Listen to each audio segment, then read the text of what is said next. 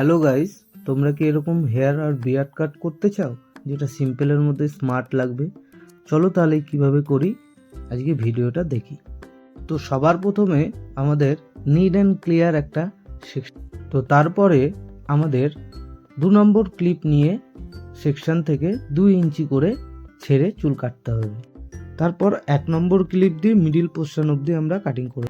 তারপর আবার কি ওপরের চুলগুলো কাঁচি দিয়ে মিলিয়ে নেব। জিরো ট্রিমার দিয়ে ভালো করে রাউন্ড কাটবো।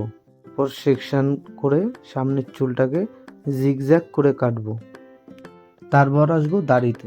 যেহেতু দাড়ি 1 নম্বর কাটতে বলেছে, তাই আমি 1 নম্বর ক্লিপ দিয়ে দাড়িটাকে কাটিং করব। দাড়ি কাটিং করার পরে জিরো ক্লিপার দিয়ে আমরা গাইডলাইন বানিয়ে রেজার দিয়ে এল শেপ দেবো।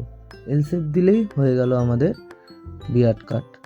বিয়ার্ড কাট করতে গিয়ে অবশ্যই ধ্যান রাখবে যেন কোনো জায়গায় ব্লেডের দাগ না পড়ে। তারপর আমাদের কাজ শুরু।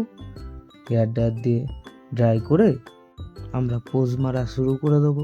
তো কেমন হয়েছে ভিডিওটা অবশ্যই জানাবে। ভিডিওটা ভালো লাগলে অবশ্যই লাইক করে দেবে আর আমার পেজটাকে ফলো করে দেবে। Thank you.